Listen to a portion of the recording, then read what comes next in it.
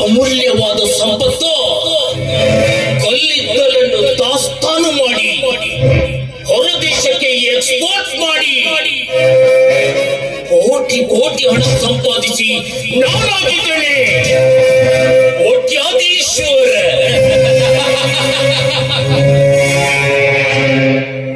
ಅದೇ ಕೋಟಿ ಕೋಟಿ ಹಣದಿಂದ ಕಬ್ಬಿಣದ ಕಾರ್ಖಾನೆ ಸ್ಥಾಪಿಸಿ ಸಾವಿರಾರು ಕಾರ್ಮಿಕರಿಗೆ ಕೆಲಸ ನೀಡಿ ಅವರ ದೃಷ್ಟಿಯಲ್ಲಿ ನಾನಾಗಿದ್ದೇನೆ ಧಣಿ, ಅನ್ನ ನೀಡುವ ಧಣಿ.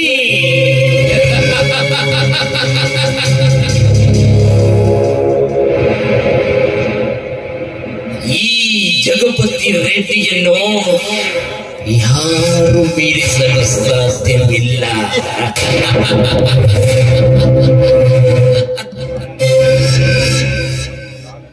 ಕಾನೂನಿನ ದೃಷ್ಟಿಯಲ್ಲಿ ನಾನು ಮಾಡ್ತಾ ಇರೋದು ಅಕ್ರಮ ಗಣಿಗಾರಿಕೆ.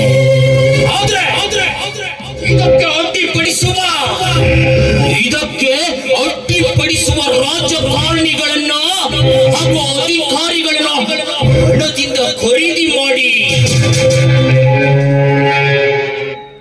ಅವರನ್ನು ನಾನು ನನ್ನ ಕಪ್ಪಿ ಮುಷ್ಟಿಯಲ್ಲಿ ಸೆರೆ ಹಿಡಿದು ನಾನು ನಡೆಸುತ್ತಿದ್ದೇನೆ ಸಕ್ರಮ ಗಣಿಗಾರಿಕೆ.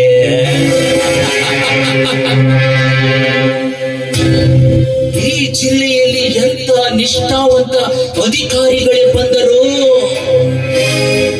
ನಾನು ನೀಡುವ ಲಂಚದ ಆಸೆಗೆ ತಲೆ ಬಾಗಲೇಬೇಕು. ಇಲ್ಲ ಅಂದ್ರೆ ನನ್ನ ಮಾರ್ತನಿಗೆ ಮಾರಣ ಹೋಮವಾಗುವುದು ಮಾತ್ರ ನಿಶ್ಚಿತ.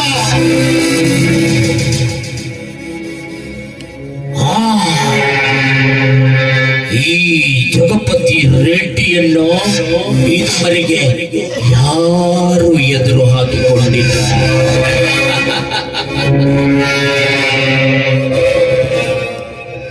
ಹುಟ್ಟುತ್ತಲೇ ಆಗರ್ಭ ಶ್ರೀಮಂತಿಕೆಯಲ್ಲಿ ಬೆಳೆದ ನಾನು ನನ್ನ ಸಹೋದರ ಸಹೋದರಿ ರಾಕೇಶ್ ಹಾಗೂ ಅಂಜಲಿ ಅವರು ನನ್ನ ಮಲತಾಯಿಯ ಮಕ್ಕಳು ಎನ್ನುವ ಭೇದವನ್ನು ಮಾಡದೆ ಅವರನ್ನು ಕೂಡ ಶ್ರೀಮಂತಿಕೆಯಲ್ಲಿ ಬೆಳೆಸಿದ್ದೇನೆ. ಬಡತನದ ನೆರಳು ಕೂಡ ಅವರ ಮೇಲೆ ಬೀಳಬಾರ್ದು. ಇದು ಈ ಜಗಪತಿ ರೆಡ್ಡಿಯ ರಾಜಯೋಗ.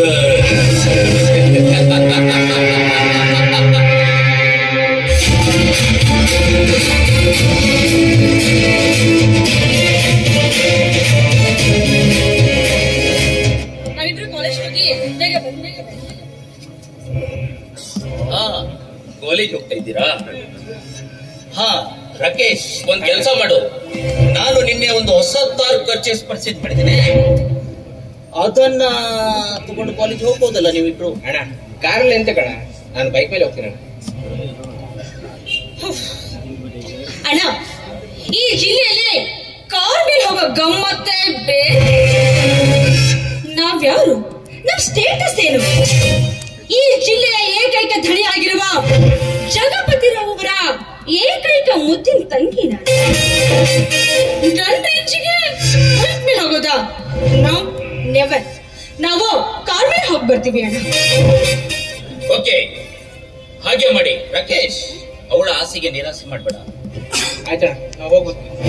ಓಕೆ ಅಣ್ಣ, ಬಾಯ್. ಆಗಿದ್ರೆ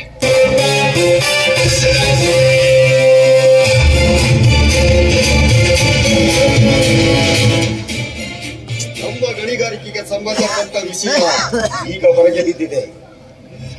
ಏನೋ ಅದು ವಿಷಯ, ಸರಿಯಾಗಿ ಬಿಡಿಸಿ ಹೇಳು. ನಮ್ಮ ಜಿಲ್ಲೆಯಲ್ಲಿರುವ ಹಳೆ ಎಸಿಪಿ ಈಗ ಟ್ರಾನ್ಸ್ಫರ್ ಆಗಿದ್ದಾನೆ. ಈಗ ಹೊಸ ಎಸಿಪಿ ಬಂದಿದ್ದಾನೆ. ಆತನು ಆ ದಿನ ನಮ್ಮನ್ನೆಲ್ಲ ಸ್ಟೇಷನ್ ಇಂದ ಹೊರಗೆ ಹೊಡೆದು ಮುಗಿಸಿದ್ದಾನೆ. ಅದಕ್ಕೆ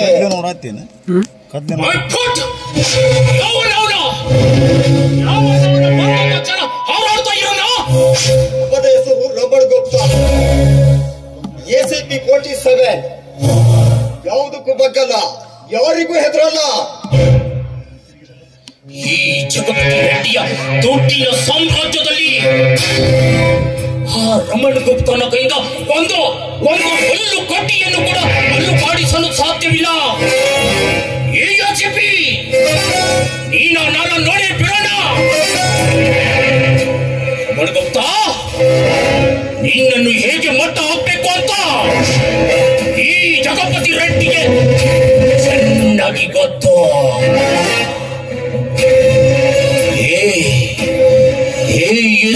ರಮಣ ಗುಪ್ತ, ನಿನ್ನನ್ನು ಶವದ ಪೆಟ್ಟಿಗೆಯಲ್ಲಿ ದಫನ್ ಮಾಡಿ ನಿನ್ನ ದುರಹಂಕಾರವನ್ನು ದಮನ ಮಾಡದೆ ಹೋದರೆ ಈ ಜಗಪತಿ ರೆಡ್ಡಿಗೆ ಅವಮಾನ.